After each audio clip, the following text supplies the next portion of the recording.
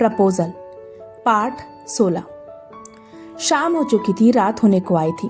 अशोक जी अपने कमरे में उदास से बैठे थे जब उनकी नज़र घड़ी पर जाती है तो इतनी देर होते देखकर वो परेशान हो जाते हैं। दोपहर से वो अपने कमरे में ही थे, उन्हें तो समय का कोई भान ही नहीं था।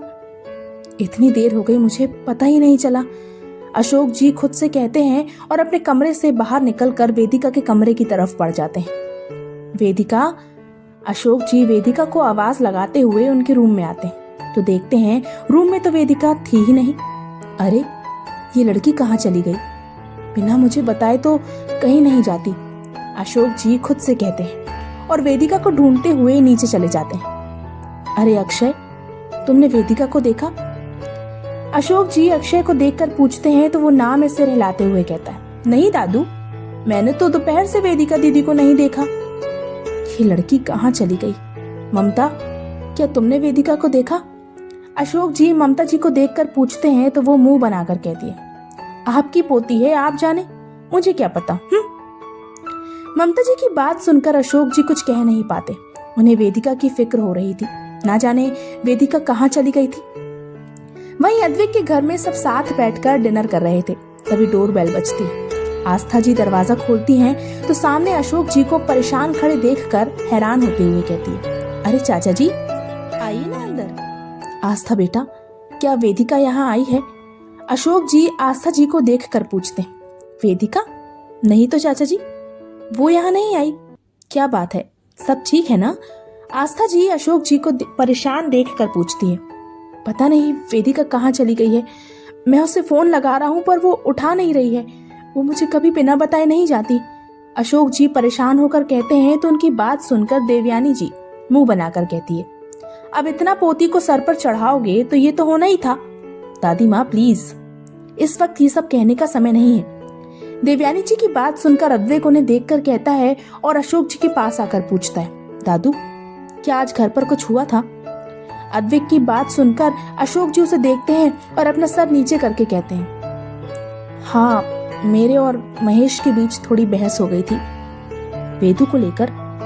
अशोक जी की बात सुनकर अद्वैत पूछता है तो अशोक जी हाँ में सिर हिला देते हैं। अशोक जी को हाँ में सिर हिलाता देखकर अद्वैत गहरी सांस लेता है और उन्हें देखकर कहता है, डोंट वरी, मुझे पता है वो कहाँ है।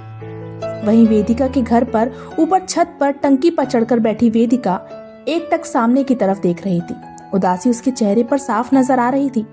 अंधेरे को कम करने के लिए उसने मोबाइल की टॉर्च ऑन रखी थी, जिसकी रोशनी के चेहरे पर पड़ने की वजह से उसकी भूरी आंखें साफ देखी जा सकती थी, जो रोने की वजह से थोड़ी लाल नजर आ रही थी। उफ, मुझे पता था तू यहीं मिलेगी। वेदिका शांति से बैठी थी जब उसके कानों में अद्वैत की आवाज पड़ती है।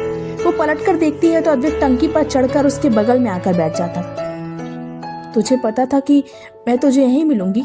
वेदिका अद्वैत को नजर देखकर वापस सामने देखते हुए पूछती है, बचपन से जानता हूँ तुझे, जब भी तुझे अकेला रहना होता है तो यहाँ आकर बैठ जाती है, बिना ये सोचे कि तेरे ना मिलने पर दादू कितना परेशान हो गए होंगे। अद्वैत वेदिका को देखकर कहता है तो भी वेदिका कुछ नहीं बोलती। वेदिका को चुप देखकर अद्वैत उससे बात करने के इरादे से पूछता है, तुझे डर नहीं लगता? तू इस तरह टंकी पर चढ़कर बैठ जाती है, किसी दिन टंकी में गिरकर डूब गई तो तुम हो ना, आकर बचा लेना। वेदिका बिना अद्वैत की तरफ देखे कहती है, अच्छा, और अगर मैं टाइम पर नहीं आया तो? अद्वैत वेदिका की बात सुनकर कहता है तो वेदिका कहती है, तो मैं डूब जाऊंगी। हट पागल, चल छोड़ और बता क्या हुआ, क्यों तेरा सड़े हुए टमाटर जैसा मुंह बना हुआ है? वेदिका की बात सुनकर अद्वैत कहता है, आज एक बार फिर मेरी वजह से दादू और चाचू के बीच में बहस हुई। हर बार कोशिश करती हूँ चाचा और चाची को मेरी वजह से कोई शिकायत ना हो, लेकिन हर बार नाकामयाब हो जाती हूँ और चाची की नफरत पहले से भी कई ज्यादा गहरी हो जाती है। वेदिका सामने देखकर उदास होते हुए कहती है। वेदिका की बात सुनकर और उसे उदास देखकर अद्वैत कहता है, कितनी बार समझाया है कि तू अपनी चाची की बातों को दिल पर मत लिया कर, पर तू है कि मेरी सुनती ही नहीं। अद्वैत की बात सुनकर वेदिका उसे देखकर कहती है, तुझे क्या लगता है कि मैं कोशिश नहीं करती? मैं हर बार कोशिश करती हूँ अद्वैत, मगर हर बार नाकामयाब हो जाती हूँ। वो कहती है इतना कड़वा है कि उनकी बातें दिल में चुप। कहते कहते वेदिका का गला भर आता है तो वो तुरंत अपना चेहरा फेर लेती है। इधर आ। वेदिका की हालत देखकर अद्विक बिना कुछ बोले उसे अपनी तरफ पलटता है और अपने गले से लगाते हुए कहता है, अब रो ले, मैं नहीं देख रहा और मुझे कुछ सुनाई भी नहीं दे रहा। नहीं, मैं ठीक हूँ, कहकर वेदिका अद्विक से दूर होने लगती है तो अद्विक वापस उसे गले लगाते हुए कहता है, चिंता मत कर, मैं किसी को नहीं बताऊंगा कि वेदिका खन्ना रोती भी है। अद्विक की बात सुनकर वेदिका कुछ नहीं कहती और ना ही उससे दूर होती है। थोड़ी देर बाद ही अद्विक को अपने कंधे पर कुछ गीला गीला सा महसूस होता है और वो समझ जाता है कि ये उसकी वेदू के आंसू हैं जो उसकी शर्ट को भिगो रहे हैं। वहीं वेदिका को अद्विक के गले लगकर काफी अच्छा महसूस होता है। वो बेफिक्र होकर अपने सारे दर्द, सारी तकलीफों को आंसुओं के जरिए बहाने लगती है। थोड़ी देर बाद जब उसे हल्का महसूस होता है तो वो अद्विक से दूर हो जाती है। अब ठीक है तू? अद्विक वेदिका को देखकर पूछता है तो वेदिका हाँ में सिर हिला देती है। मगर मैं ठीक नहीं हूँ। हाय, मेरा कंधा बहुत दुख रहा है, तेरे 2.5 किलो के सर ने मेरा कंधा तोड़ दिया। अद्विक अपने हाथ से अपने कंधे को दबाते हुए कहता है। अद्विक की नौटंकी देखकर वेदिका उसे हल्के से मारते हुए कहती है तो अद्विक अपने हाथ मलते हुए कहता है, कितनी कस कर मारा रे, पहले मेरा कंधा तोड़ दिया और अब मेरे हाथ को भी चोट पहुंचा दी। नाटक बंद कर, मैंने इतनी जोर से भी नहीं मारा है, जा, मैं तुझसे बात नहीं करती। अद्विक की नौटंकी देखकर वेदिका गुस्से से कहती है और अद्विक से नाराज होकर बैठ जाती है। ठीक है, तो फिर चॉकलेट आइसक्रीम का प्लान कैंसिल करना पड़ेगा। अच्छा है, मेरे पैसे भी बच जाएंगे, अद्विक वेदिका को देख कर कहता है। Chocolate ice cream? अद्विक की बात सुनकर वेदिका के कान खड़े हो जाते हैं। वो झट से अद्विक को देख कर कहती है, हाँ, चॉकलेट आइसक्रीम सोचा था साथ में खाने चलेंगे, मगर अब तो तू गुस्सा हो गई है, बात भी नहीं करेगी, तो फिर ठीक है, तू यहीं बैठ, मैं चलता हूँ, बाय, कहकर अद्विक अपनी जगह से खड़े होता है और जाने लगता है। रुक! अद्विक को जाता देखकर वेदिका उसे रोकती है तो अद्विक अपनी मुस्कुराहट छुपाते हुए पलटकर वेदिका को देखकर पूछता है, हाँ बोल। वो हम चल सकते हैं चॉकलेट आइसक्रीम खाने? वेदिका अद्विक को देखकर कहती है, मगर तू तो गुस्सा है ना? अद्विक अपनी हंसी छुपाते हुए कहता है, नहीं हूँ गुस्सा। वेदिका अद्विक से अपनी नजर चुराते हुए कहती है तो अद्विक की हंसी छूट जाती है। वो हंसते हुए कहता है, खब्बू चल आजा, आइसक्रीम खाने चलते हैं। अद्विक की बात सुनकर वेदिका मुस्कुराते हुए अपनी जगह से खड़ी हो जाती है और दोनों टंकी से नीचे उतरते हैं और आइसक्रीम खाने चले जाते हैं। वहीं वेदिका को अद्विक के साथ खुश देखकर दूर खड़े अशोक जी भी मुस्कुरा देते। रेड बलून, रेड रोजेस और टिमटिमाटी लाइटों से जगमगाते खूबसूरत गार्डन में वेदिका बस भागे जा रही थी। तभी अचानक वो किसी से टकरा जाती है और गिरने लगती है। लेकिन इससे पहले कि वो गिरती, 2 हाथ वेदिका को उसकी कमर से पकड़कर गिरने से बचा लेते हैं। खुद को सुरक्षित महसूस कर वेदिका जब अपना सर उठाकर देखती है तो अपने सामने खड़े अद्विक को देखकर उसके होठों पर मुस्कुराहट आ जाती है। वेदू, कहाँ भागी जा रही है? अभी गिर जाती तो? अद्विक वेदिका को देखकर कहता है, अद्विक, मुझे तुझसे कुछ कहना है। वेदिका अपनी बढ़ी हुई धड़कनों को संभालते हुए कहती है, हाँ बोल ना। अद्विक वेदिका को देखकर मुस्कुराते हुए कहता है और उसे वैसे ही थामे रहता है। अद्विक की बात सुनकर वेदिका मुस्कुराते हुए अद्विक को देखकर कहती है, अद्विक, तुम मेरे लिए बहुत मायने रखते हो, तुम्हारे बिना मैं कुछ भी नहीं हूँ। मेरे लिए भी तू कुछ बहुत मायने रखती है वेदू। अद्विक मुस्कुराते हुए कहता है तो वेदिका खुश हो जाती है और आगे बढ़कर अद्विक के चेहरे को अपने हाथों में थामते हुए कहती है, अद्विक, मैं तुझे अपने दिल की बात कहना चाहती हूँ। मैं कहना चाहती हूँ कि आई लव। वेदिका, उठ जाओ बेटा। वेदिका अद्विक को अपने दिल की बात बता ही रही थी कि तभी उसके कानों में अशोक जी की आवाज गूंजती है। अचानक अपने दादू की आवाज सुनकर वेदिका चौंक जाती है और डरकर अपनी आंखें खोलती है तो अशोक जी का चेहरा उसकी आंखों के आगे दिखाई देता है। दादू, आप यहाँ? मैं कहाँ हूँ?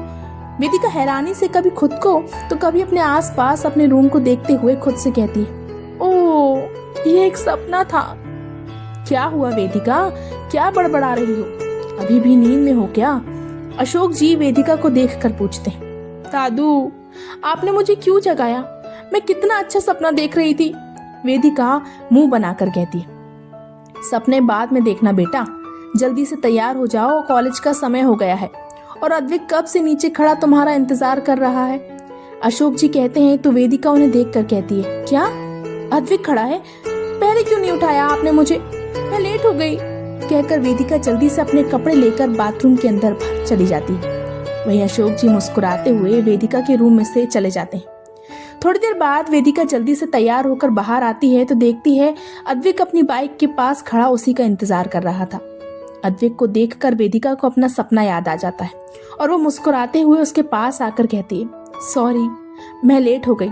क्या करती है वेदू, मैं कब से तेरा इंतजार कर रहा था और कभी तो कुछ ढंग का पहनकर, हमेशा जीन्स और शर्ट पहनते हुए बोर नहीं होती। अद्विक वेदिका को देखकर कहता है तो वेदिका मुंह बना लेती है, जिसे देखकर अद्विक मुस्कुरा देता है। ज्यादा मुस्कुराने की जरूरत नहीं है, चल चुपचाप, वेदिका गुस्से से कहती है तो अद्विक चुपचाप हाँ में सिर हिला देता है और अपनी बाइक स्टार्ट कर देता है। वेदिका जल्दी से बाइक में बैठती है और दोनों कॉलेज के लिए निकल जाते हैं। थोड़ी देर बाद ही अद्विक और वेदिका कॉलेज पहुंच जाते हैं। अद्विक अपनी बाइक पार्किंग में लगाता है और वेदिका के साथ जाने लगता है। तभी उसकी नजर सामने से आती लावण्या पर पड़ती है। आज लावण्या ने black body fit short dress पहनी हुई थी जो उसकी थाई तक आ रही थी। स्ट्रेट बाल जो कल की तरह आज भी खुले हुए थे, चेहरे पर मेकअप, काली आंखों में काजल और होठों पर रेड लिपस्टिक लगाए लावण्या अपने हाथों में गुलाब का फूल लिए अद्विक की तरफ आ रही थी। उसे देखकर आसपास के लड़के बस अपना मुंह खोले खड़े थे। वहीं लड़कियां जलन की भावना से लावण्या को देख रही थी। लावण्या को अपनी तरफ आता देखकर अद्विक वेदिका को लेकर उसके बगल से निकलने लगता है तो लावण्या जल्दी से अद्विक का हाथ पकड़कर उसे आगे बढ़ने से रोक लेती है। अचानक लावण्या के हाथ पकड़ लेने से अद्विक रुक जाता है और पलटकर लावण्या को देखते हुए कहता है, एनी प्रॉब्लम? अद्विक का सवाल सुनकर लावण्या उसका हाथ छोड़ देती है और मुस्कुराते हुए उसके साथ खड़ी वेदिका को इग्नोर करके अद्विक को देखकर कहती है, अद्विक मुझे तुमसे कुछ कहना है। लावण्या की बात सुनकर जहां अद्विक और वेदिका असमंजस में पड़ जाते हैं, वहीं आसपास के लोग तीनों के पास आकर उन्हें घेर कर खड़े हो जाते हैं। कल जो तमाशा किया था वो कम था जो अब कोई नया तमाशा करना चाहती हो? वेदिका लावण्या को देखकर गुस्से से कहती है, अद्विक मैं सिर्फ तुमसे बात करना चाहती हूँ।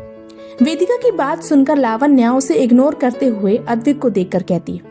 लावण्या की बात सुनकर वेदिका गुस्से से आगे बढ़ते हुए कहती है, तुम वेदू शांत हो जा। इससे पहले कि वेदिका कुछ करती अद्विक उसका हाथ पकड़कर उसे रोकते हुए कहता है और फिर लावण्या की तरफ देखकर कहता है, कहो क्या कहना है?